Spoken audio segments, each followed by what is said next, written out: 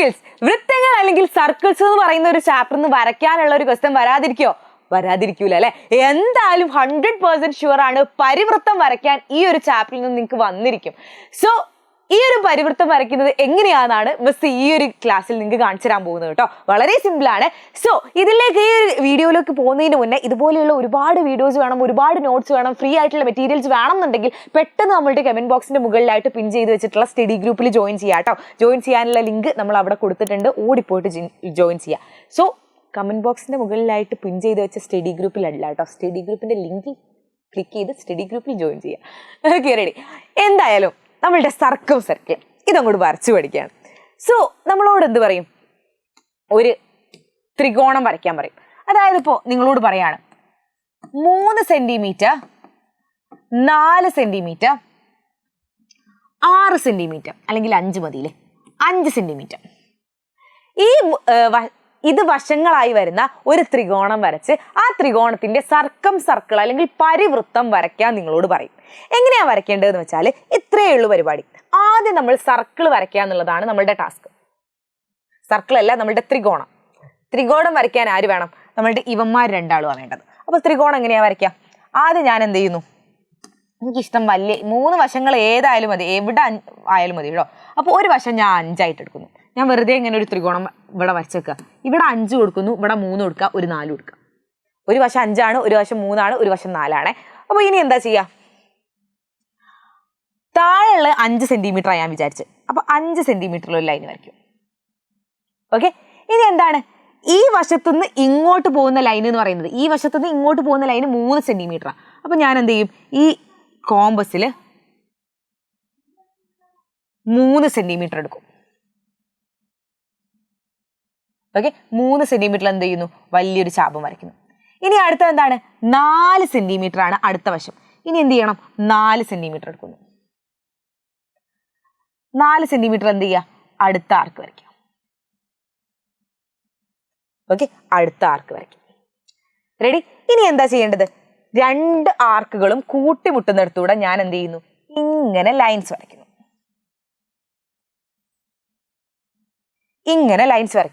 പ്രശ്നങ്ങളൊന്നുമില്ലല്ലോ, simple അല്ലേ കാര്യം.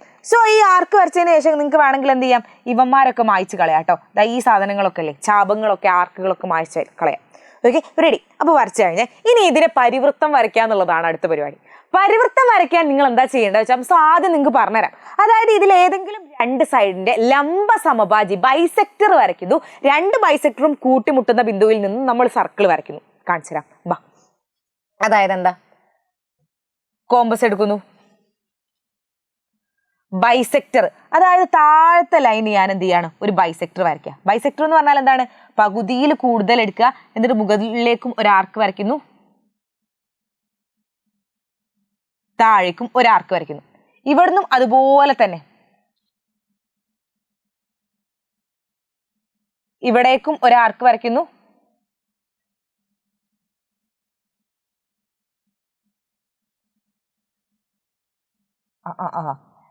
ഇവിടേക്കും ഒരു ആർക്ക് വരയ്ക്കുന്നു. പക്ഷെ ഇവന്മാര് കൂട്ടിമുട്ടാത്തത് കൊണ്ട് ഞാൻ എന്ത് ചെയ്യാണ്?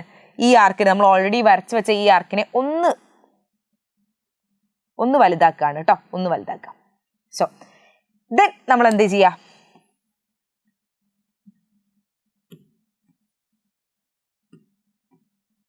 ദിങ്ങനെ ഒരു ലൈന് വരയ്ക്കും.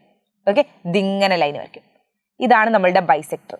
ഇതെന്താ ബൈസെക്ടർ? ഒരു ബഹുമാനമില്ലാത്ത ബൈസെക്ടർ.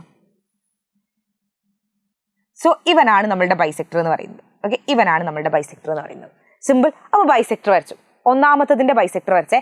അടുത്തതിന്റെ ബൈസെക്ടർ വരയ്ക്കാൻ പോവാ. അടുത്ത ലൈനിന്റെ ബൈസെക്ടർ വരയ്ക്കാൻ പോവാ. അടുത്ത ലൈനിന്റെ ബൈസെക്ടർ എങ്ങനെയാ വരയ്ക്കുക? ഇതുപോലെ ഏതെങ്കിലും ലൈൻ എടുത്താൽ മതിയെ, നോ പ്രോബ്ലം, ഏതെടുത്താലും നോ പ്രോബ്ലം. സോ നമ്മൾ എന്ത് ചെയ്യാം? ഇതിൽ ഈ ഒരു ലൈൻ്റെ വരയ്ക്കുന്നു. അപ്പൊ ഇതിൽ പകുതിയിൽ കൂടുതൽ എടുക്കുന്നു, മുകളിലേക്ക് ഒരു ആർക്ക് വരയ്ക്കുന്നു, ഇനി താഴേക്കും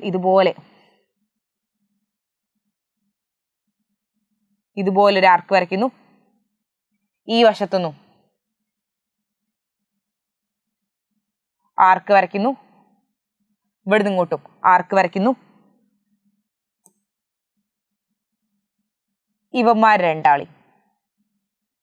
യെസ്. സോ ഇവനായിരിക്കും എന്ത്? ഇവനായിരിക്കും ഇതിന്റെ ബൈസെക്ടർ എന്ന് പറയുന്നത്, ഇവന്റെ ബൈസെക്ടർ എന്ന് പറയുന്നത്. സോ ഈ രണ്ട് ബൈസെക്ടേഴ്സും എന്ത് ചെയ്യുന്നു? ഈ ഒരു പോയിന്റിൽ കൂട്ടിമുട്ടുന്നു. ഓക്കെ, ഈ പോയിന്റിൽ കൂട്ടിമുട്ടുന്നു. ഇനി ആരാ എടുക്കേണ്ടത്? നമ്മളുടെ കോമ്പസ് എടുക്കുക. ആ കോമ്പസിന് നമ്മൾ എന്ത് ചെയ്യുന്നു? ഇവന്മാർ രണ്ടാളും കൂട്ടിമുട്ടിയ പോയിന്റിൽ വെക്കുന്നു. എന്നിട്ട് നമ്മൾ ഏതെങ്കിലും ഒരു മൂലയിലേക്ക് നീട്ടുന്നു. എന്നിട്ട് ഇതാ ഇങ്ങനെ വരച്ചാൽ ഇതായിരിക്കും നമ്മളുടെ ബൈസെക്ടർ. ഓക്കെ, എന്താ ചെയ്തിട്ടുള്ളത്? ഇത്രേ ചെയ്തിട്ടുള്ളൂ. ഏതെങ്കിലും രണ്ട് വശങ്ങൾക്ക് നമ്മൾ ബൈസെക്ടേഴ്സ് വരയ്ക്കാം, സമഭാജികൾ വരയ്ക്കാം. ഈ സമഭാജികൾ ചിലപ്പോൾ എവിടെങ്കിലും ഒന്ന് കൂട്ടിമുട്ടും. ഇത് നമ്മളുടെ ത്രികോണത്തിന്റെ പുറത്താ കൂട്ടിമുട്ടിയത്, അപ്പൊ എവിടെയാണോ കൂട്ടിമുട്ടുന്നത് ആ കൂട്ടിമുട്ടിയെടുത്ത് നമ്മളുടെ സൂചി പോലെയുള്ള ഭാഗം വെക്കുക കോമ്പസിന്റെ. എന്നിട്ട് ഇവൻ അങ്ങനെ നീട്ടിയിട്ട് നമ്മൾ എവിടേക്ക് വെക്കുക? നമ്മളുടെ ഈ ഒരു ത്രികോണത്തിന്റെ ഏതെങ്കിലും ഒരു മൂലയിലേക്ക് വെക്കുക. ആ മൂലയിൽ നിന്നും ഈ മൂലയിലേക്ക് വെച്ചാലും കുഴപ്പമില്ല, ഈ മൂലയിലേക്ക് വെച്ചാലും കുഴപ്പമില്ല, ഈ മൂലയിലേക്ക് വെച്ചാലും കുഴപ്പമില്ല. എന്നിട്ട് എന്ത് ചെയ്യുക? നമ്മൾ എന്ത് ചെയ്യുക? ഈ ആരം എടുത്തിട്ട്, ഇതാണ് ഇതിന്റെ ആരം, ഈ മൂലയിലേക്ക്, ഇതിൽ നിന്നും ഇത് മൂലയിലേക്കുള്ള ദൂരമാണ് എന്ത്? ആരം എന്ന് പറയുന്നത്. എന്നിട്ട് ഒരു സർക്കിൾ വരയ്ക്കുക. ഇവനായിരിക്കും സർക്കം സർക്കിൾ എന്ന് പറഞ്ഞാൽ എന്താ? അല്ലെങ്കിൽ പരിവൃത്തം എന്ന് പറഞ്ഞാൽ എന്താണ്? എല്ലാ മൂലകളിലൂടെയും കടന്നു പോകുന്ന, അല്ലെങ്കിൽ എന്ത് പറയാൻ പറ്റും? നമ്മളുടെ എല്ലാ വേർട്ടെക്സിലൂടെയും കടന്നു പോകുന്ന ഈ ഒരു സർക്കിളിനെയാണ് പരിവൃത്തം സർക്കിൾ എന്ന് പറയുന്നത്. അപ്പോൾ ഇത് മറക്കണ്ടടാ, അത്ര ഇമ്പോർട്ടൻ്റ് ആയിട്ടുള്ള ക്വസ്റ്റ്യൻ ആണ്. ഈ ഒരു ക്വസ്റ്റ്യൻ ഇല്ലാത്ത ക്വസ്റ്റ്യൻ പേപ്പർ ഉണ്ടാവാൻ പോകുന്നില്ല, വേണമെങ്കിൽ പഠിച്ചു വെച്ചോ. ഓക്കെ, അതിൻ്റെ കൂടെ തന്നെ മിസ്സിന് ഒരു കാര്യം കൂടി പറയാനുള്ളതാണ് നമ്മുടെ ബൂസ്റ്റർ ബാച്ച് എന്ന് പറയുന്നത്. എടാ, ഇതിൽ വലിയൊരു സർപ്രൈസ് ഒളിഞ്ഞു കിടക്കുന്നുണ്ട്. അത്രയും അടിപൊളിയായിട്ടുള്ള ഒരു ബാച്ചാണ് ഞങ്ങൾ തരാൻ പോകുന്നത്. അപ്പോൾ ഇപ്പം ജോയിൻ ചെയ്യണം എന്നൊന്നും അല്ല കേട്ടോ മിസ് പറയുന്നത്. മിസ് പറഞ്ഞു വരുന്നത് എന്താണെന്ന് വെച്ചാൽ, ജസ്റ്റ് നിങ്ങളുടെ കമൻറ്റ് ബോക്സിൻ്റെ മുകളിലായിട്ട് ഒരു ലിങ്ക് കൊടുത്തിട്ടുണ്ട്.